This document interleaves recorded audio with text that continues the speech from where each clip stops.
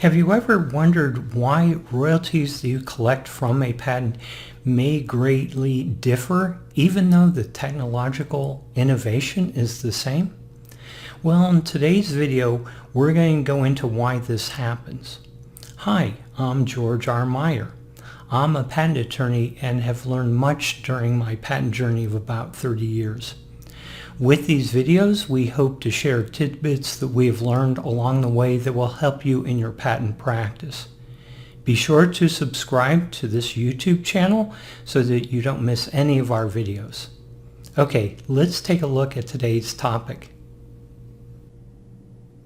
The title of this video is Show Me the Money. What you'll discover is that we need to understand the technical innovation, but the claim should focus on the infringement target. As you get further down the stream of commerce, royalties can increase even though the royalty rate may decrease.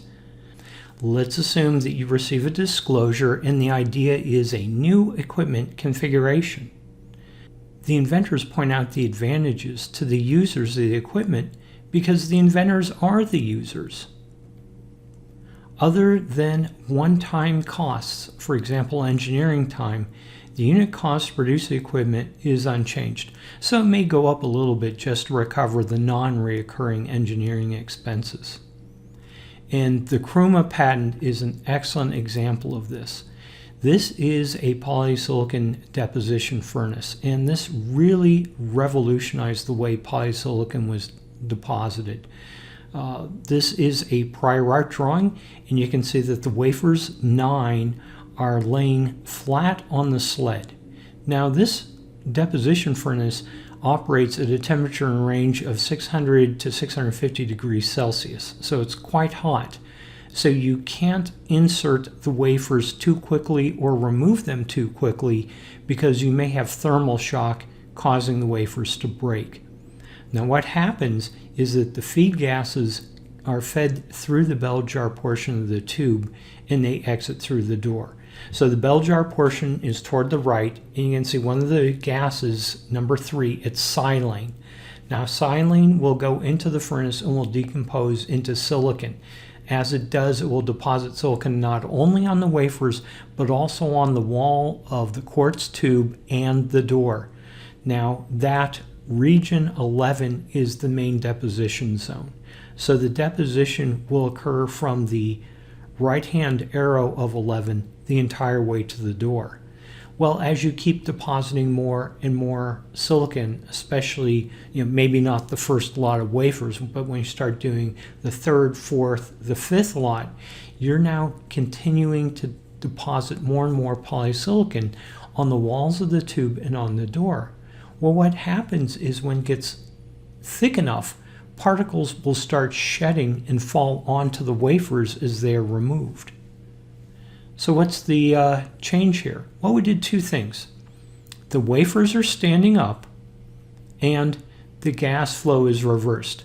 I understand this diagram is much more complicated than the prior one, but as you can see, the silane, which is reference number 20 near kind of the bottom left-hand portion, that's going to be fed through the door, and the gases are going to go out through the bell jar portion you can see with the vacuum pump 44. Well, similar to the other furnace, there's not going to be an awful lot of deposition where the gases are first introduced because the silane isn't hot enough to decompose. So you're not going to be depositing a whole lot of polysilicon on the door and on the quartz tube right near the door. Most of the deposition within the furnace will be within that center zone 41 and extending toward the right, going to the bell jar portion.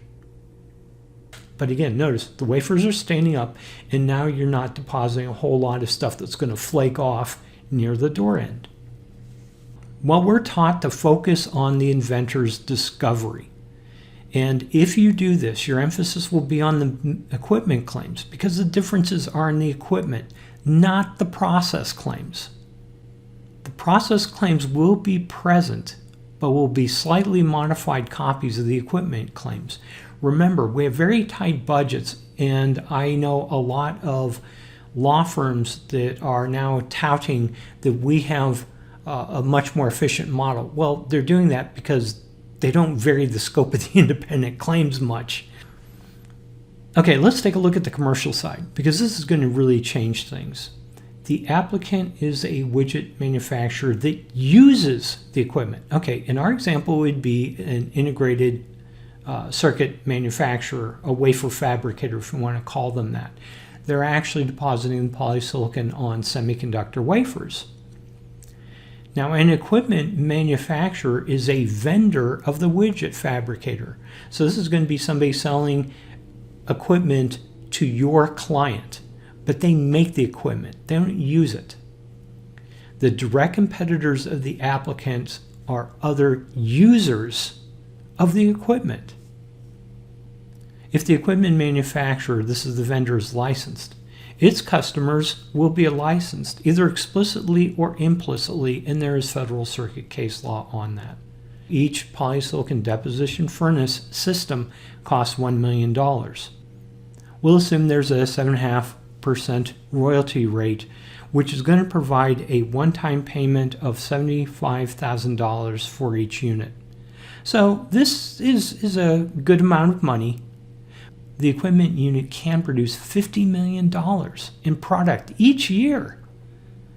Now, the process claims are going to be asserted against a direct competitor. And keep in mind, some of these claims may not come directly from the equipment setup.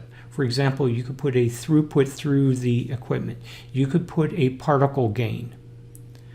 A royalty rate of 1% is going to provide $500,000 in royalties each year. So that's 50 million times 1%. That's where you get the $500,000. But this is going to be $8.5 million over the life of the patent, assuming that there's 17 years left after issuance. Well, that's over a 100x difference in the amount of royalties you're collecting. $75,000 is one-time payment, or $8.5 million over the life of the patent. This is assuming 17 years after issuance, which is what we generally see with most of the applications that we're prosecuting. What you should do is you still have to understand the technical advance. That is true, both what they've taught you in law school and what I'm telling you here.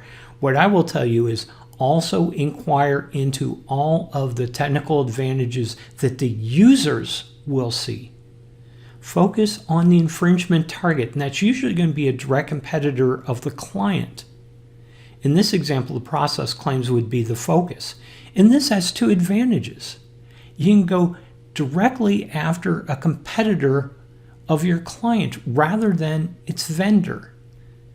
You get much greater royalties with licensing a direct competitor because they're further down the stream of commerce as opposed to the vendor. So what are the takeaways? Well, make sure you understand who the infringement target is and spend more time and effort on claims directed to the infringement target. Now, if you're not told, you can probably assume it's going to be a direct competitor of your client. Now, they may tell you otherwise, but this is usually a good default to start with. And remember that the royalties greatly increase further downstream in commerce, even if the royalty rate is less. And with that, we are done with this video. So if you like this video, give us a like and leave a comment. Remember to subscribe to this YouTube channel, or better yet, sign up for our email list at georgermeyer.com. This way we can send you an email when these videos are released. Follow us on LinkedIn, and thank you for your time. Check our YouTube channel for our next new video. We hope to see you soon. Thanks. Bye.